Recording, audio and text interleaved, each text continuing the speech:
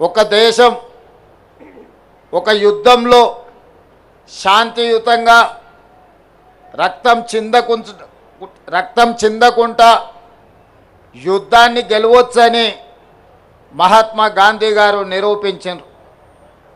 రవి అస్తమించని సామ్రాజ్యం ఉన్న బ్రిటిషర్స్ను శాంతి ద్వారానే శాంతియుతమైన పోరాటం చేసి శాంతితోనే ఒక యుద్ధాన్ని గెలవచ్చు అని ప్రపంచ దేశాలకు చాటి చెప్పింది మహాత్మా గాంధీ గారైతే ఆ గొప్ప దేశాన్ని అద్భుతంగా పరిపాలించవచ్చు, ప్రపంచ దేశాలకే ఆదర్శంగా అభివృద్ధి చేయొచ్చు, బలహీన వర్గాలు మైనారిటీలు మహిళలకు సమానమైన అవకాశాలు ఇవ్వచ్చు, ఇవ్వడం ద్వారా ఈ దేశాన్ని అభివృద్ధి పదం వైపు నడిపించవచ్చు అని ఒక మార్గదర్శనం చేసిన గొప్ప ప్రపంచ మేధావి డాక్టర్ బాబాసాహెబ్ అంబేద్కర్ గారు అని చెప్పి మనం గర్వంగా చెప్పుకోవచ్చు. దేశ స్వతంత్ర పోరాటంలో మహాత్మా గాంధీ గారి పాత్ర ఎంత ఉందో, స్వతంత్రం వచ్చిన భారతదేశం ఈనాడు బలమైన దేశంగా ఎదగడానికి కారణం డాక్టర్ బాబాసాహెబ్ అంబేద్కర్ గారు.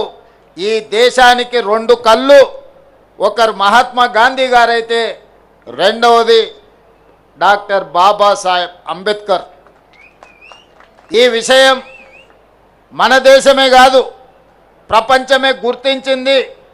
ఈరోజు ప్రపంచమే స్వాగతం పలుకుతుంది అంబేద్కర్ గారి విధానాన్ని, అంబేద్కర్ గారి యొక్క ఆలోచనను. డాక్టర్ బాబాసాహెబ్ అంబేద్కర్ గారు ఒకే ఒక్క మాట చెప్పారు, విద్య ఒక్కటే అన్ని సమస్యల నుంచి మిమ్మల్ని విముక్తి చేస్తుంది, విద్య ఒక్కటే మన జీవితంలో మార్పు తెస్తుంది, విద్య ఒక్కటే మన జీవితంలో వెలుగులను నింపుతుంది, విద్య ఒక్కటే సమాజంలో మనకు గుర్తింపు గౌరవాన్ని సముచితమైన స్థానాన్ని అందిస్తుంది అని చెప్పి డాక్టర్ బాబాసాహెబ్ అంబేద్కర్ గారు సంపూర్ణంగా విశ్వసించిండ్రు, నమ్మిండ్రు, వారు పాటించిండ్రు.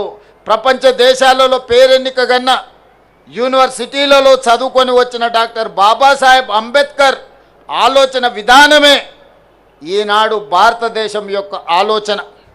వారి ఆలోచన విధానమే ఈరోజు పల్లె పల్లెల్లో ప్రభుత్వం యొక్క ఆలోచన, ప్రజాపాలన యొక్క విధానము అని చెప్పి నేను వేదిక మీద నుంచి సవినయంగా మీ అందరికీ తెలియజేయదలుచుకున్న మిత్రులారా, ఈనాడు తెలంగాణ రాష్ట్రం రావడానికి ప్రధానమైన కారణం డాక్టర్ బాబాసాహెబ్ అంబేద్కర్ గారు రాజ్యాంగంలో పెట్టిన ఆర్టికల్ 3 ద్వారానే శ్రీమతి సోనియా గాంధీ గారు సాహసోపేతమైన నిర్ణయం తీసుకొని మన తెలంగాణ రాష్ట్రాన్ని ఏర్పాటు చేయడం జరిగింది.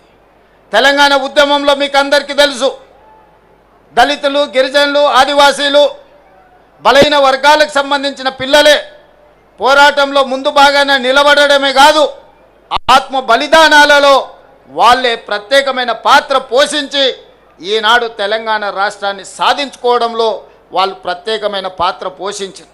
వాళ్ళే కాదు, ఈనాడు గుర్తు చేసుకోవాల్సింది గద్దరన్న తిరగని గల్లీ ఉందా? గద్దరన్న గజ్జె కట్టి గొంగడి భుజానేసుకొని తెలంగాణ ఉద్యమాన్ని ఉవ్వెత్తున లేపిన విషయం ఈ చరిత్ర, ఈ సమాజం మర్చిపోతుందని ఎవరైనా అనుకుంటే అది వాళ్ళ భ్రమనే. ఇప్పుడు మనం పాడుకున్న జయ జయ హే తెలంగాణ ఈ నినాదం రణ నినాదమై తెలంగాణ మారుమూల పల్లెల్లో మారు మోగి ఈరోజు తెలంగాణ రాష్ట్రాన్ని సాధించుకోవడమే కాదు, రాష్ట్ర గీతంగా అవతరించిన జయ జయ హే తెలంగాణ అందించింది అందశ్రీ మనవాడు కాదా?